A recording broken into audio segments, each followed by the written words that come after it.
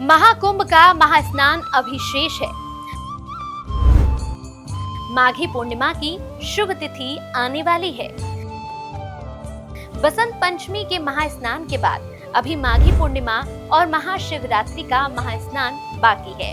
धार्मिक ग्रंथों में माघी पूर्णिमा स्नान का बड़ा महत्व बताया गया है। मान्यता है पूर्णिमा की विशेष तिथि पर ब्रह्मांड की सारी ऊर्जा जल में संचित होने लगती है, इसीलिए इस दिन स्नान की अति विशेष महत्वता है। जन साधारण के लिए मौनी अमावस्या के बाद अगर कोई स्नान अति महत्वपूर्ण है तो वो माघी पूर्णिमा का स्नान है। आइए जानते हैं माघी पूर्णिमा स्नान का क्या महत्व है और ये स्नान आपको क्यों करना चाहिए।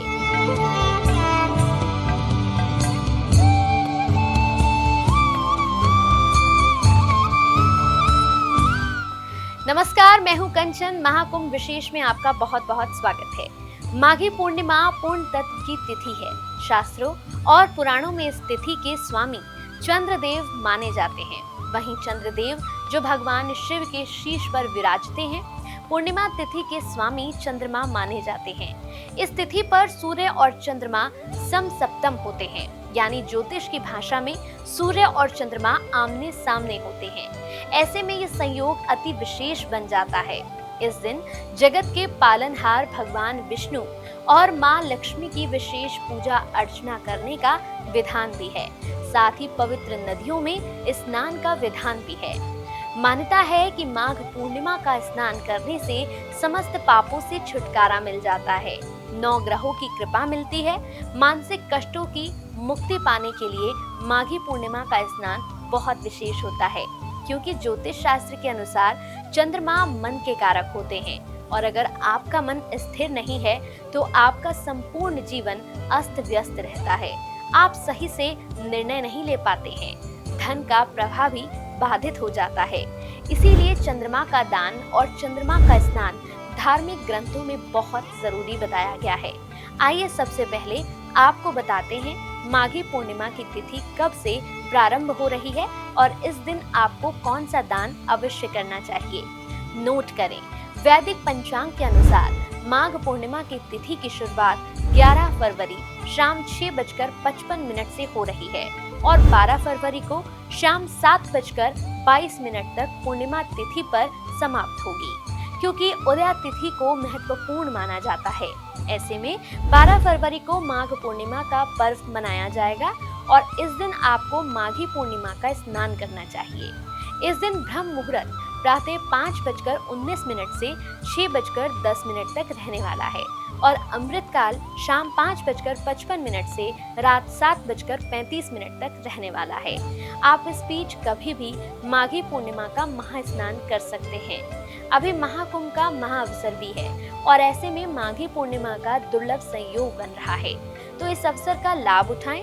आपकी इच्छा हो तो आप जल और फल दोनों के साथ माघी पूर्णिमा का उपवास रख सकते हैं। अगर आपकी कुंडली में चंद्रमा कमजोर है और बार बार आपको तनाव और स्ट्रेस से गुजरना पड़ता है तो आपको माघी पूर्णिमा का स्नान अवश्य करना चाहिए और संगम के त्रिवेणी तट पर दूध, जल या मिश्री का दान अवश्य करना चाहिए। चंद्रदेव आप पर कृपा अवश्य करेंगे। माघी पूर्णिमा की तिथि 9 ग्रहों की कृपा पाने का भी अवसर है, इसीलिए इस दिन आप शेष ग्रहों की शांति भी करा सकते हैं। जैसे अगर आपकी कुंडली में सूर्य ग्रह कमजोर है तो संभव है आपको बार बार समाज में अपयश का सामना करना पड़ता हो, आप हृदय से जुड़े किसी रोग से परेशान रहते हो। इसके लिए आपको संगम के त्रिवेणी तट पर गुड़ और गेहूं का दान करना चाहिए। अगर आप मंगल ग्रहों की शांति चाहते हैं तो आपको लाल मसूर की दाल का दान करना चाहिए। बुध ग्रहों का फल चाहते हैं तो हरी सब्जियों का दान करें। गुरु बृहस्पति आपको कमजोर फल दे रहे हैं तो आप माघी पूर्णिमा के दिन केले और चने का दान करें। गुरु बृहस्पति का कुंडली में कमजोर होना आपको मोटापे, लीवर और पाचन संबंधी रोग देता है। शुक्र ग्रह से जुड़ा दान जैसे घी और सफेद तिल का दान गंगा घाट पर करें। शनि स्नायु तंत्र और लंबी बीमारियां देता है, ऐसे में काले तिल और सरसों तेल का दान अति शुभ रहता है। राहु केतु की शांति के लिए आपको माघी पूर्णिमा के दिन 7 तरह के अनाज और कंबल का दान करना चाहिए।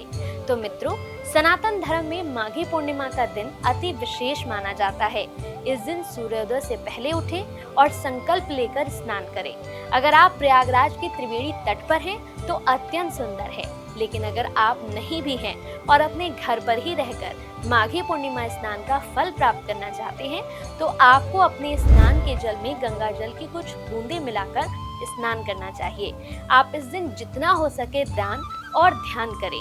माघी पूर्णिमा पर आप सत्यनारायण भगवान की कथा भी रखवा सकते हैं। माघी पूर्णिमा के दिन स्नान और भगवान विष्णु और माता लक्ष्मी की पूजा का ध्यान और दान का संयोग केवल भाग्यशाली को ही मिल पाता है। तो आप भी माघी पूर्णिमा का स्नान करें, प्रयागराज महाकुंभ की त्रिवेणी तट पर पहुंचे और इस महास्नान का लाभ उठाएं। आप पर भगवान विष्णु और माता लक्ष्मी की कृपा सदैव बनी रहे। इसी कामना के साथ आज के लिए इतना ही। नमस्कार।